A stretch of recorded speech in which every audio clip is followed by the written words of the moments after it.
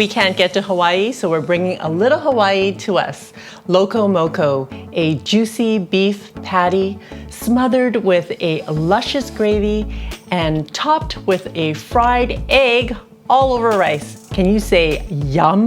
Hey everyone, I'm Flo, Dude is behind the camera, and we're all about simple food, simple faith. You know, we have to confess, guys, we have never been to Hawaii. It's on the top of our list of places to go, but we just haven't had a chance. When we were living in the Bay Area, there were some restaurants nearby that served Hawaiian food, and we just fell in love with the flavors. So every now and then I do try to make some Hawaiian dishes, and this is one of them, Loco Moco. It is just one of my favorites because it is smothered in gravy. I am using about 1.25 pounds of lean ground beef. You can use regular ground beef, whatever you like. 1 tablespoon of soy sauce. 1 tablespoon of oyster sauce. And if you don't have oyster sauce, just use another tablespoon of soy. 1 teaspoon of brown sugar. And the sugar is just to balance out the flavors. If you don't want to add sugar, don't add it. Some pepper. And maybe about 1/2 teaspoon of salt.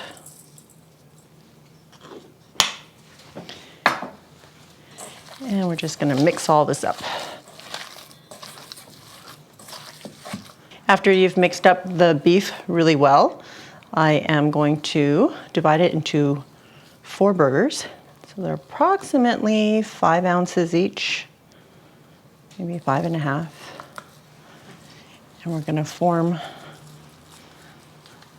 3/4 inch patties.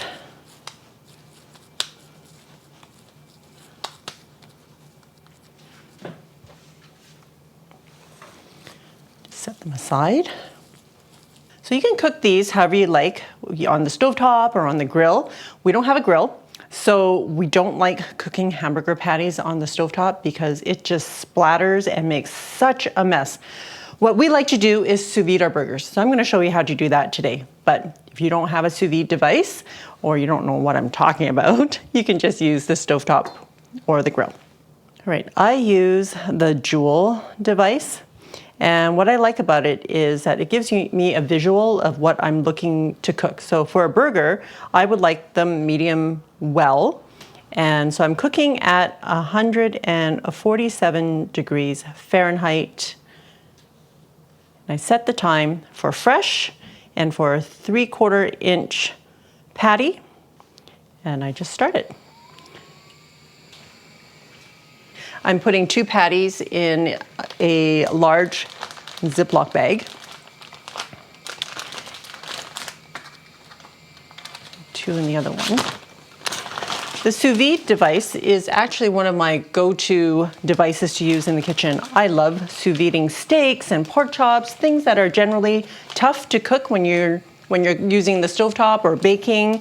It's never quite the exact, I guess, texture that I want it to be, and it's not as juicy. So once I started using a sous vide device, oh my goodness, it makes such a difference. And using it for burgers doesn't make sense, seemingly, but it works really, really well. It only takes 22 minutes to get these burgers cooked to the exact temperature that I want them cooked to, and we just torch them afterwards so that we get the browning on top, and it's so much cleaner. There's no splatter to clean up, it's just done. So once the water is heated up, I'm just going to submerge these patties right in. I haven't vacuum sealed them or anything, but the water pressure will push the plastic against the burgers.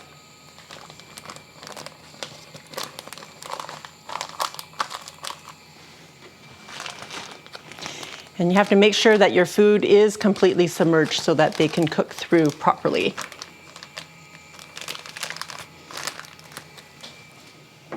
Then I just start my timer for 22 minutes. I'm going to cut up 1 small onion for the gravy. So while the burgers are cooking, I can work on the other things.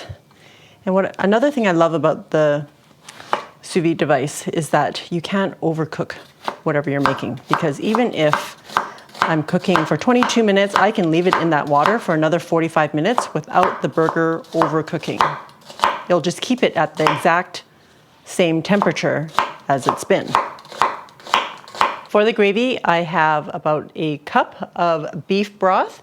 I'm adding 2 tablespoons of soy sauce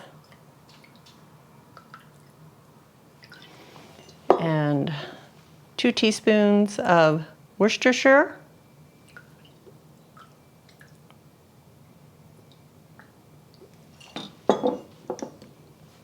and 1 tablespoon of cornstarch. Cornstarch will just give you this translucent gravy as opposed to using flour, which gives you kind of a creamy gravy.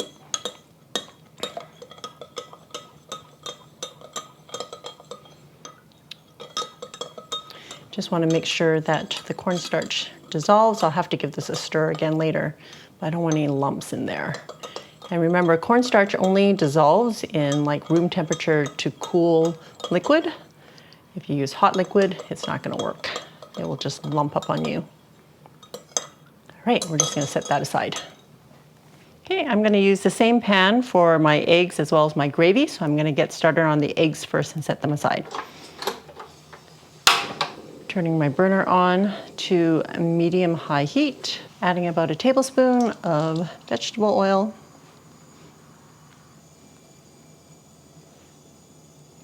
I'm going to do 2 eggs at a time.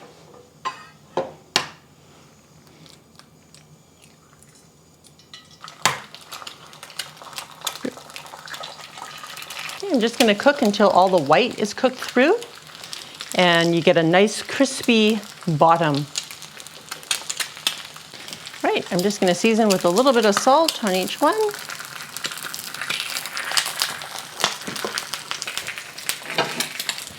And transfer them onto a plate.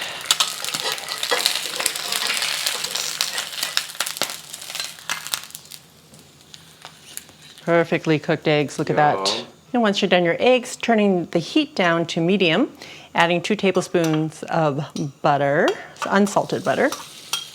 And we're going to get our onions going.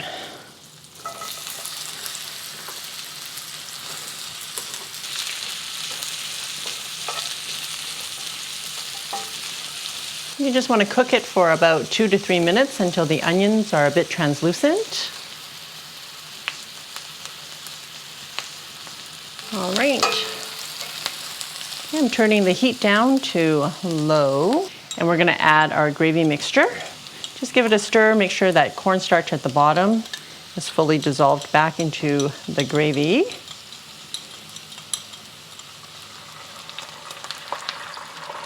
And we're just going to cook this until it turns a dark brown. Oh my goodness, it's going to be so good. I wish you guys can smell it. Do you see that color changing? It looks so good. All right, once it is bubbly like this and thickened, you can turn the stove off. All right, I know they don't look like much, but they're perfectly cooked inside and out. Okay, maybe not on the outside just yet because we still have to torch them. But I'm just using the paper towel to kind of pat down any moisture on there. And that's just going to allow a better sear to happen. All right, now the fun part. Yeah. Torch is not super powerful, but it does the job. And it's great because it just fits right onto the butane canister that I use for my butane stove.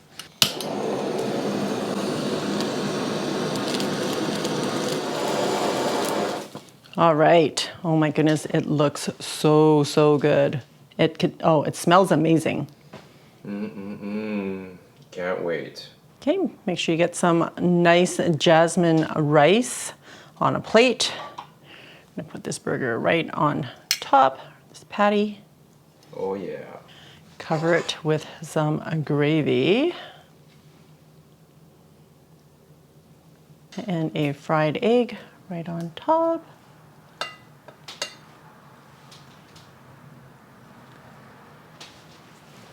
that's gorgeous. And a sprinkling of chopped green onions. Does that look amazing or what? Are you all ready for? I am. The taste. I may not look excited, but I'm really excited. But first, shout out to our Hawaiian viewers. You guys, you know, they always say that the grass is greener on the other side, but I'm sure in your case, it actually is. This is amazingness. I could look at it all day, but I really need to tuck into this and eat it. Here's something that we always do with dishes that have the fried egg and the yolk on top. It begs you to do this.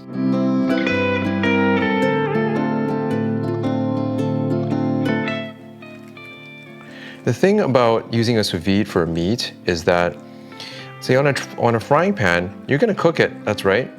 But whatever meat you have on there, you're gonna get banding of the meat. And what I mean by banding is that the outside is gonna cook more than the inside. And in order to make sure everything is cooked to your target temperature and food safe, that you're gonna have the grayness on the outside and then moving into the pink on the inside. But with sous vide, everything is uniformly cooked edge to edge. A bit of that crispy egg, yeah. Oh yeah, some yolk. Dude, this is gonna be awesome. I'm all over the place because my brain is like, get into my mouth, and here it is. Dude, so good. That beef patty, that hamburger patty is cooked just right. It's juicy, it's not mealy. It's, takes in those flavors of the gravy. Fried egg with the crispy bottom. Wow, so many awesome textures. It really is a lot about the textures and the mouthfeel to have that overall experience. That gravy, awesome flavors. It just envelops everything. And the yolk, the richness of it. It's just, this dish just screams like home style. You wanna just tuck in, you have a huge plate, whatever size plate, and it just satisfies the soul and your hunger. It's so good. Thanks, dude. Oh, sorry, Dave.